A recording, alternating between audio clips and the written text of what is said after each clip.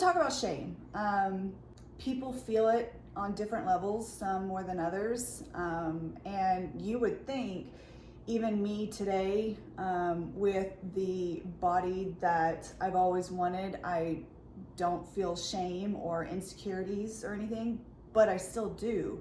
Not on my outward appearance, but me as a person internally, because I'm still trying to work on, I'm constantly wanting to grow as a person, wanting to be a better person, not only for my husband and my family, but for everyone in the world, because we need, better people, but we're gonna cut that out. So, shame. So, let me just read something that I wrote earlier this week. I'll show you the picture first, because the picture, let's see if I can do it in the screen. That's not even me at my heaviest, but that was me prior to plastics and then me right now. Shame. For too long, I felt shame for having the gastric sleeve surgery, or otherwise known as weight loss surgery, as it was a last resort option for me at that point in my life. So why do we allow this feeling? Why do other people think weight loss surgery is the easy way out? I see a lot of people saying they lost weight, quote unquote, naturally. What is that, and why does it have a better connotation of being better than any other way of losing weight? And a side note here, we all have different paths to our goals, and if weight loss surgery is on that path, I am here to tell you that you're not alone, and you're not to allow yourself to feel shamed. This is your journey. Going on to say, we all have tools in our toolbox to help us aid us in achieving our goals, whether that be fitness, weight loss, overall wellness, etc. And it's up to us to use whatever tool or combination of tools to our advantage to get us there. Weight loss surgery, as I've said before, was nothing more than a tool. I say it's forced portion control. Plastic surgery, which had the tummy tuck and breast augmentation, was nothing more than a tool. Macro counting, what I attribute my success to, was nothing more than a tool. I use these tools to achieve the body I've always wanted, which, is my body. But more importantly, I gave myself grace along the way. I just wish at the end of the day that I didn't feel shame, but I'm here now, and I want to tell everyone to feel free, love yourself through your entire journey, and give yourself grace and patience. And the picture that I just showed, that didn't happen overnight. That was more than 3 years. But looking at or reading what I just wrote, my perspective changed, which we'll talk about in a minute. But I turned through my journey of feeling shame into looking at it from a different perspective and saying, well, it was just a tool. But where did that shame stem from? And, through this journey, I've done a lot of self-reflection, a lot of internalizing through past and trying to go through my feelings and try to figure out where, work on myself. Like, what do I want to work on? And where did that shame come from? And I know a lot of women, if you're in the same boat as me here, it started from a very early age, and sometimes it was one of your parents, and that was the case for me. Now let's just take a second, because I know where we're going with this, and it's an emotional topic for so many reasons. So going back to your statement that you wrote, that you shared with everybody, there was a lot there. So we're going to strip this away, and we're really going to talk about the shame piece of it. Yeah. And you'll see through our conversation how internal and external noise influences, and how it impacts your own personal self-reflection. Yeah. And I think we were talking about it before we started today, and it's amazing to me how chaos breeds chaos, right? I mean, it loves it. Mm-hmm. But positivity doesn't necessarily breed additional positivity. Yeah.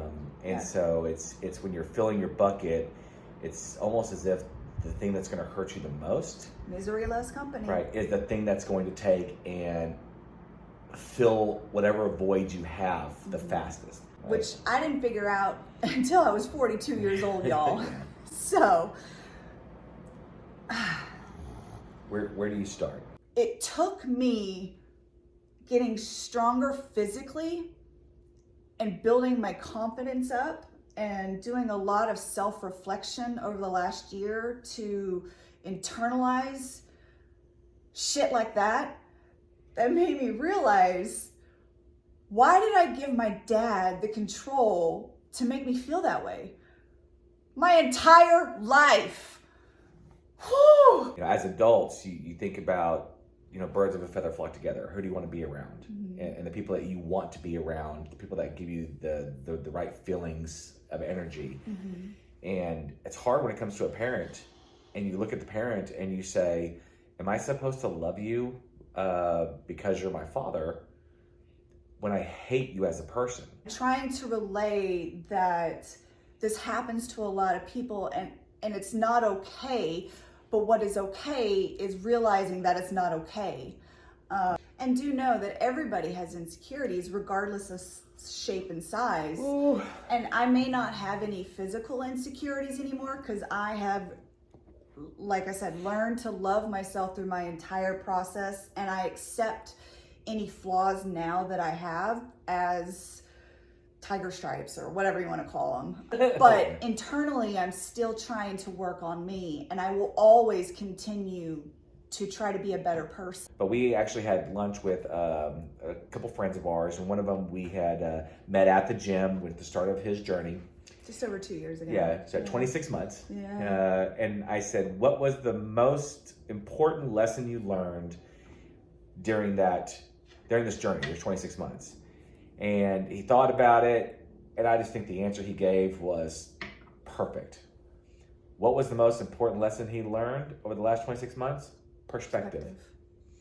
Realizing that every decision that he is making about what he puts in his body, if he's going to go to the gym, what he's going to do at the gym, how hard he's going to push himself. We were both blown away by his answers. Yeah. It's so mature. It really was. Yeah. It was the most thing I learned was not about how to work out or how to form or how to eat. It was the perspective that I had to take and change how I looked at myself. Yeah. And how I looked at how other people may have felt about me or the things that I was doing.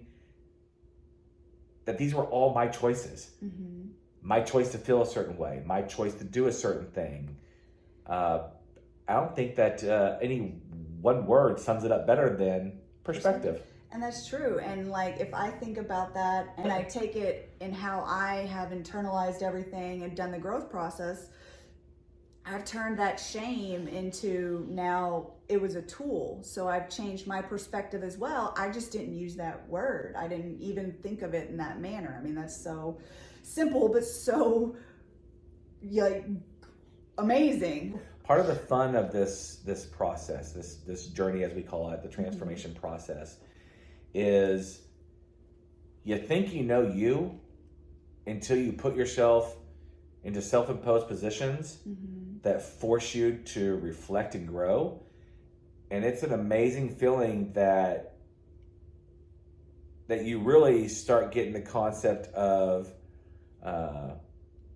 it is not my responsibility to worry about what other people say about me behind my back. Yeah. It is not my responsibility to worry about their feelings. It's my responsibility to covet mine, to protect mine. It's my responsibility to set the boundaries that I need in order to be the change that I want to see for myself. How does one become better tomorrow than they are today? And that is always on reflecting from yesterday. Yeah. So you have to always look back to see forward. In closing, so some final thoughts, I guess, are, we talked about shame, but how to get rid of shame or how to work through shame, change your perspective. Yeah. That's, at the end of the day, take some accountability, look do some self-reflection and change your perspective, change that shame into something positive. And enjoy your journey. And for those that don't, you just tell them to eat a bag of dicks. Please like, subscribe, and as always, share. Yes. Move with purpose.